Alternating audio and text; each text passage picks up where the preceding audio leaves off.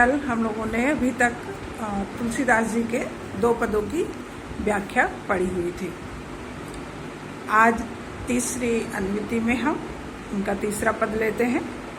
कवितावली से लिया हुआ है।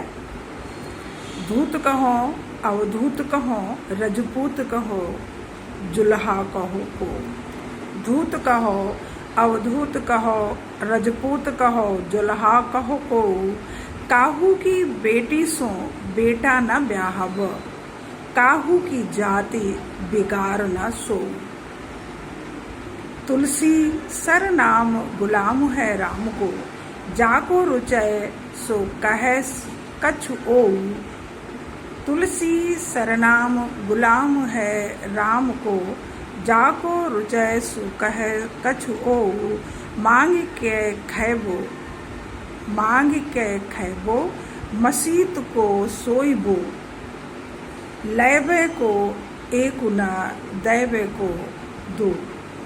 धूत अर्थात त्यागा हुआ, अवधूत अर्थात सन्यासी, रजपूत अर्थात राजपूत क्षत्रिय, और जुल्हा जुलाहा को माने कोई भी। काहू की किसी की, ब्याहब विवाह करना है, बिगाड़ बिगाड़ना, सरनाम प्रसिद्ध, जैसे कहते बहुत सन्नाम में है सरनाम प्रसिद्ध। गुलाम दास, जाको जिससे, रुचय अच्छा लगे रुचिकर लगे, ओऊ और, खैबो खाऊंगा, मसीत मस्जिद, सोइबो सोऊंगा, लैबो लेना, दैब देना, और दोऊ अर्थात दोनों। इस पद में भी गोस्वामी तुलसीदास जी तत्कालीन समाज में जो आर्थिक दुर्व्यवस्था व्याप्त है उसको इंगित करते हुए कहते हैं। धूत कहो अवधूत कहो रजपूत कहो जुल्हा कहो को। वो समाज में व्याप्त जातिवाद, धर्म और आडंबर का खंडन करते हुए कहते हैं कि चाहे मुझे समाज में कोई धूर्त कहे, मूर्ख कहे, या पाखंडी कहे, या सन्यासी कहे, या राजपूत कहे, अथवा तो मुझे जुलाहा कहे, किंतु मुझे इन सब से कुछ भी लेना देना नहीं है, मुझे कोई फर्क नहीं पड़ता है। क्योंकि काहू की बेटी सो बेटा न ब्याह, मुझे किसी की बेटी के साथ अपने बेटे का विवाह नहीं करना है। जाको काहू की बेटी सो बेटा न ब्याहब, काहू की जाति बिगाड़ना सो, और ना ही मुझे किसी की जाति बिगाड़ना है। मुझे किसी की जाति भी नहीं बिगाड़ना, मुझे किसी की बेटी से अपने बेटे का विवाह भी नहीं करना है, और ना ही किसी की जाति को बिगाड़ने का शौक है। तुलसी सरनाम गुलाम है राम को। तुलसीदास जी कहते हैं कि सभी जगह यह प्रसिद्ध है कि मैं तो अपने इष्ट देव, अपने आराध्य श्री राम का गुलाम हूँ, दास हूँ। जाको रुचय सो कहे कछु। अब जिसको जो अच्छा लगे, जो रुचिकर लगे, वो मुझे वह कह सकता है, वो उसकी स्वेच्छा पर निर्भर करता है। मांगे के खैबो, तुलसीदास जी कहते हैं मैं मांग कर खा सकता हूँ। मसीत को सोइबो, मैं निश्चिंत होकर मस्जिद में भी सो सकता हूँ। लैबे को एक न दैबे को दो, तथा मुझे किसी से कुछ भी लेना और देना नहीं है, न एक लेना न दो देना। हमें संक्षेप में कवि समाज से कोई संबंध रखना नहीं चाहता, क्योंकि सामाजिक संबंध लेने और देने पर आधारित होते हैं। कवि कहता है कि मुझे ना तो किसी से कुछ लेना है और ना ही मुझे किसी को कुछ देना है, इसलिए मुझे कोई चाहे मूर्ख कहे, चाहे सन्यासी कहे, चाहे कोई राजपूत कहे और चाहे अथवा तो कुछ कोई मुझे जुलाहा भी कहे, तो भी मुझे इस समाज से कोई फर्क नहीं पड़ता, क्योंकि मुझे अपने बेटे का किसी की बेटी के साथ विवाह नहीं करना है और ना ही मुझे किसी की जाति बिगाड़ने का शौक है। तुलसीदास जी कहते हैं, मैं तो जगत प्रसिद्ध अपने प्रभु श्री राम का ही वास्तव में दास हूँ, जिसको जो अच्छा लगे वो मुझे वह कह सकता है। मैं मांग कर खा सकता हूँ, मस्जिद में मैं सो सकता हूँ, और क्योंकि मुझे न एक लेना न दो देना, अर्थात संसार का सांसारिक संबंध मेरा किसी के साथ नहीं है, वह श्री राम को ही पूरी तरह से अनन्य भाव से समर्पित भक्त है। अब भाव विशेष में कवि समाज के आक्षेपों से अत्यंत आहत है। उसने अपने राम भक्ति को स्पष्ट किया है। इसमें और दास्य भाव की भक्ति पूर्णतया चित्रित है। सवैया छंद है, ब्रज भाषा है और मस्जिद में सोने की बात कहकर कवि सामाजिक समरसता का परिचय देता है। और अनुप्रास अलंकार, कहो को बेटा न ब्याहब, सरनाम गुलाम है, कहे कछु, इन सब में अनुप्रास अलंकार की सुंदर छटा दर्शनीय है। कुछ भाव ग्रहण संबंधी प्रश्न हैं इस पद के। तो नंबर 1 प्रश्न है, कवि किन पर व्यंग करता है और क्यों? तो कवि धर्म, जाति, संप्रदाय के नाम पर राजनीति करने वाले इस समाज के तथाकथित ठेकेदारों पर व्यंग करता है। अब क्यों करता है? क्योंकि समाज के इन ठेकेदारों के व्यवहार, ऊंच नीच, भेदभाव, जाति पाति आदि के द्वारा इन्होंने समाज को की सामाजिक समरसता को आघात पहुंचाया है, भेदभाव यहाँ पर स्थापित किया है। इसलिए कवि इन तथाकथित धार्मिक सांप्रदायिक ठेकेदारों पर व्यंग करता है, आक्षेप करता है। अब अगला प्रश्न है कि कवि अपने किस रूप पर गर्व करता है? तो उत्तर है कि कवि स्वयं को राम भक्त कहने पर गर्व करता है। उसे सामाजिक पद, प्रतिष्ठा, सम्मान, संबंध की चिंता नहीं है।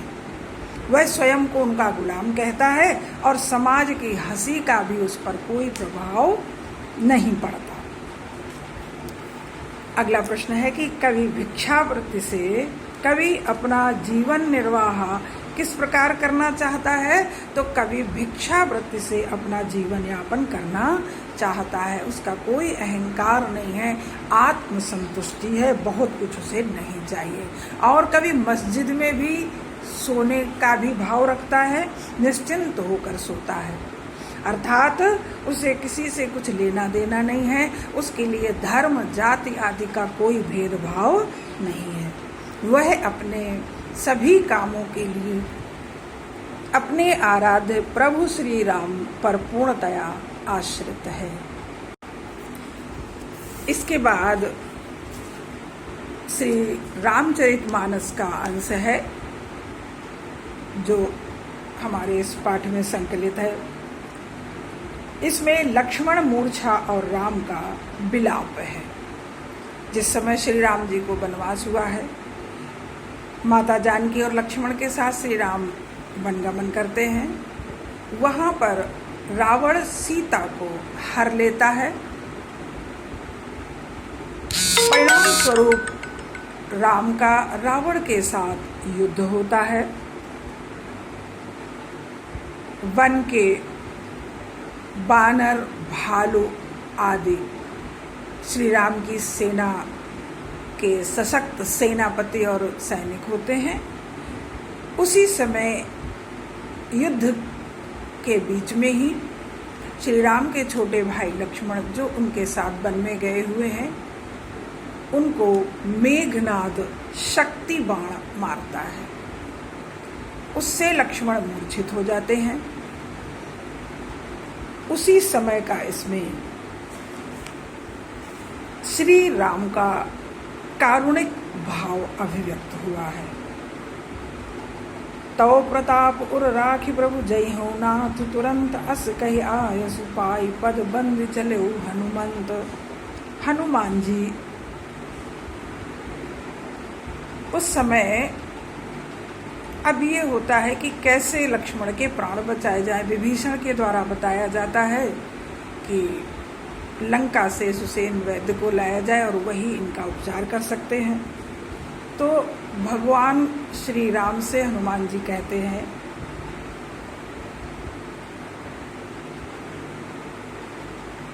अस कही आयसु पाई पद बंद चले हनुमंत। भरत बाहुबलशील गुण प्रभु पद प्रीति अपार, मन महु जात सराहत पुनि पुनि पवन कुमार।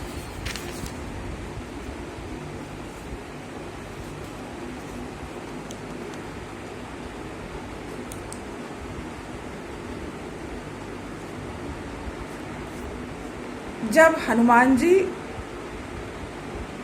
बूटी, संजीवनी बूटी को लेने के लिए हिमालय पर जाते हैं, वापस आ रहे होते हैं, तो अयोध्या के ऊपर से जब निकलते हैं तो उसी समय भरत देखते हैं कि कोई चमकदार वस्तु अयोध्या के ऊपर से जा रही है और वह निशाचर समझकर बिन फल का बाण मारते हैं और हनुमान जी नीचे आकर गिर जाते हैं। वो श्री राम राम स्मरण करते हैं। जब भरत जी उनके सन्निकट जाते हैं तब भरत जी अत्यंत आहत होते हैं कि अरे, मेरे ही कारण श्री राम को वनवास हुआ और ये कौन राम भक्त है कि जिस पर मैंने बाण चला दिया। अब हनुमान जी उस समय जैसे ही तब मूर्छित हैं और भरत जी उनके पास पहुँचते हैं, कहते हैं कि अगर प्रभु के मेरे मन में भक्ति हो तो इनकी मूर्छा जागे, आप हे राम भक्त कौन है। जब हनुमान जी की उस समय मूर्छा जागती है तो यह लंका कांड रामचरितमानस में है, उसका प्रसंग है। इसमें लक्ष्मण मूर्छित हैं और हनुमान जी जब बूटी लेकर आ रहे हैं तो हनुमान जी कैसे हैं कि तव प्रताप उर राखी प्रभु जय हो नाथ, तुरंत अस कही आय सुपाई पद बंद चले हनुमान। उसी समय हनुमान जी तव प्रताप उर राखी प्रभु, भरत जी कहते हैं कि मैं तुम्हें बाण पर बैठ जाऊं, मैं तुम्हें भेज देता हूं। जब उनसे सारा हाल वृत्तांत जानते हैं कि सीता जी को रावण ने हर लिया है, राम का रावण से युद्ध चल रहा है, जब यह जानते हैं तो भरत आत्मग्लानि से भर उठते हैं और उनको लगता है कि अब मैं इतनी दूरी तक इन्हें कैसे भेजूं। तो वो धनुष पर बाण का संधान करते हैं, कहते इस पर बैठ जाओ, प्रभु की कृपा से तुम चले जाओगे। तो हनुमान हाथ जोड़कर कहते हैं तव प्रताप उर राखी प्रभु, मैं आपकी इस सामर्थ्य को, आपके प्रताप को हृदय में धारण करके हे प्रभु तुरंत ही तत्काल निश्चित तौर पर श्री राम के दल में पहुंच जाऊंगा। अस कई आय सुपाई पद बंद चलो हनुमंत। ऐसा करके कह करके भरत जी से आज्ञा प्राप्त करके हनुमान जी भरत जी को प्रणाम करके तुरंत ही वहां से चल देते हैं। अब भरत के रूप को, गुण को देखकर जो राम जी की ही तरह भरत राम ही की अनुहारी, श्री राम के समान ही भरत का रूप लावण्य है, रूप सौष्ठव है। उसे देख करके भरत जी के भाव को देखकर हनुमान जी मन में विचार करते, भरत बाहुबल शील गुण प्रभु पद प्रीति अपार। भरत क्या अपार बल देख करके और उसके बाद में उनके सुंदर सद्गुण और उनकी शीलता, नम्रता को, उनके भावों को देख करके और इसके बाद भी श्री राम के चरणों में जो उनकी अपार प्रीति है, उनके हृदय में जो अपार स्नेह है, उसको देख करके मन मोह जात सराहत पुनि पुनि पवन कुमार। पवन पुत्र श्री हनुमान जी मन में बारंबार भरत जी के गुणों की, भरत जी की शक्ति सामर्थ्य की और प्रभु श्री राम के प्रति भक्ति की बार बार मन में सराहना करते हैं, बार बार मन में प्रशंसा करते हुए इस प्रकार से पवन पुत्र वहाँ पर जा रहे हैं। अब तव का अर्थ तुम्हारा, प्रताप माने यश, राखी हृदय, राख रख कर और माने हृदय, जय हूँ जाऊंगा, नाथ स्वामी, अस इस प्रकार से, आयुष माने आज्ञा, पाई माने प्राप्त करके, पद माने चरण या पैर, बंदी वंदना करके, बाहु भुजा, शील सद्व्यवहार, गुण गुण, प्रीति प्रेम, अपार अधिक, महु में, सराहत माने बड़ाई करते हुए, प्रशंसा करते हुए, पुनि पुनि माने बार बार, और पवन कुमार पवन के पुत्र श्री हनुमान जी। अब इसमें भाव विशेष क्या है, एक बार फिर से अर्थ समझ लेंगे। हे नाथ, हे प्रभु, मैं आपका प्रताप हृदय में रखकर तुरंत अर्थात समय से ही राम के पास पहुंच जाऊंगा, ऐसा कहकर और भरत से आज्ञा लेकर हनुमान जी उनके चरणों की वंदना करके वहां से चलते हैं।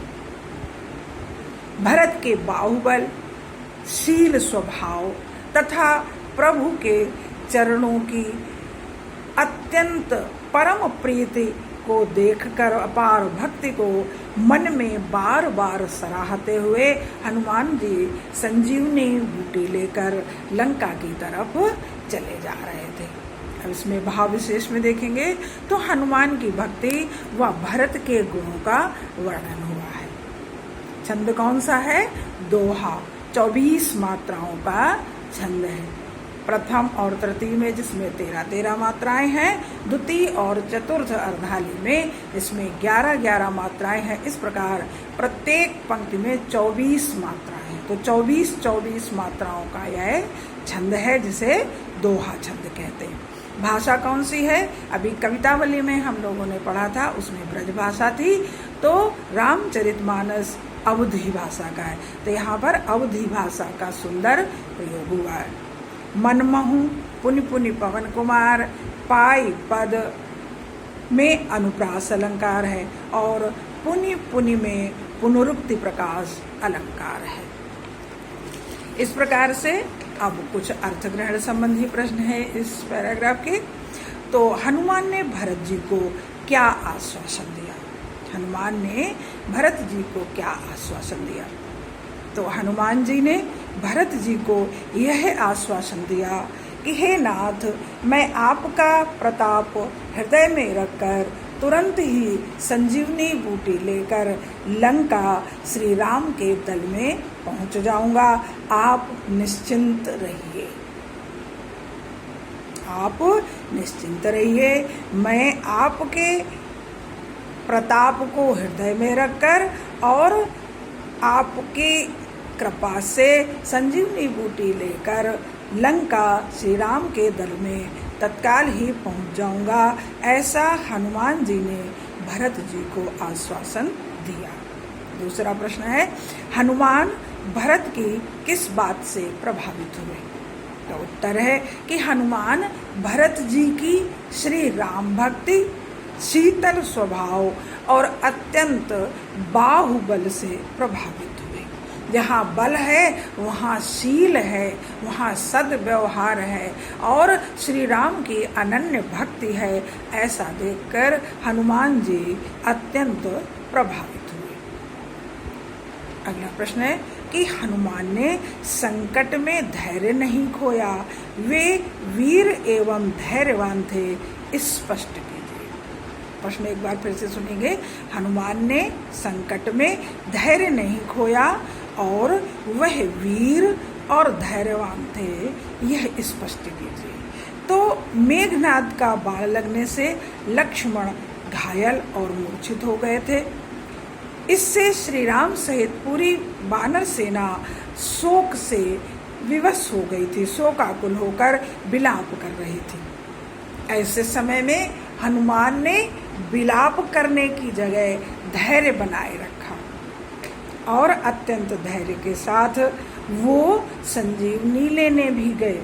इससे स्पष्ट होता है कि हनुमान जी वीर भी थे और धैर्यवान भी थे।